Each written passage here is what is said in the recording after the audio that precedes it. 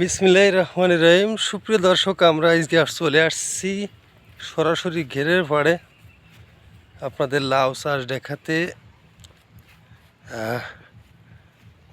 তাপস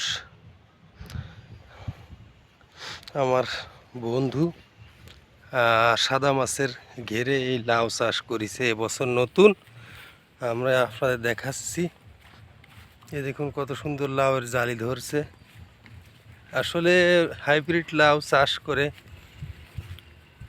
অনেক টাকা উপার্জন করা সম্ভব এবং লাউ তার ভিতরে কুমড়া গাছও একটা দেখা যাচ্ছে, ফুল আসছে দেখুন, আর জালি ধরছে টুকটাক, দেখতে পাচ্ছেন ভিডিওয়ে আপনারা। ভিডিওটি ভালো লাগলে লাইক কমেন্ট শেয়ার করে সঙ্গে থাকবেন। হাইব্রিড লাউ প্রচুর পরিমাণে জালি আসছে, দেখলে বুঝবেন আপনারা, ফুল আসছে। দর্শক, আমরা অবশ্যই ইনশাল্লাহ পরবর্তী ভিডিওতে আমরা তাপসকে আনবো। সেই ভিডিও দেখার জন্য আপনারা আমার চ্যানেলটি সাবস্ক্রাইব করে সঙ্গে থাকবেন আশা করি। আর লাউ অল্প দিনে তরকারি, মানে অল্প দিনে লাউ গাছে ফল আসে। লাউ চাষ করে অনেকেই লাভবান, এক কথায় লসের সম্ভাবনা খুবই কম। যাদের ঘের আছে দেখুন কত সুন্দর জালি ধরছে, প্রচুর জালি। আমি আপনাদের জুম দিয়ে দেখাতে পারছি না। তো দর্শক, অবশ্যই চ্যানেলটি সাবস্ক্রাইব করে সঙ্গে থাকবেন।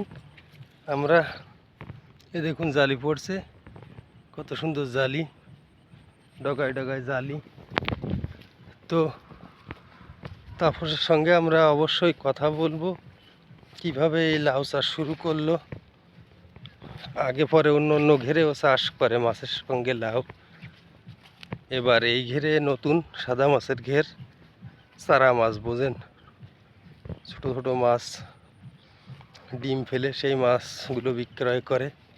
একদম ডগায় ডগায় জালি, একদম দেখুন হাতের কাছে জালি, একদম ডগায় ডগায়। কি জাত এটা এখন আমি বলতে পারতেছি না, তবে অবশ্যই তাপসের সঙ্গে কথা বলে যে ঘের মালিক জানাবো। কালকে ছিল, সন্ধ্যা হয়ে গেছিলো, তাই ওর সাক্ষাৎকারটা নিতে পারলাম না। অবশ্যই পরবর্তী ভিডিওই জানাই দেব যে তাপসের। এই দেখুন লাউ, একদম মাটিতে লাউ, ডগায় ডগায় জালি ধরছে, ভালো জাত আমার মনে হয়। কি জাত সেটা জানাবো, সবাই পরবর্তী ভিডিওই ইনশাল্লাহ পেয়ে যাবেন। সাদা মাছের ঘেরে তাপসের এই লাউ চাষ পদ্ধতি।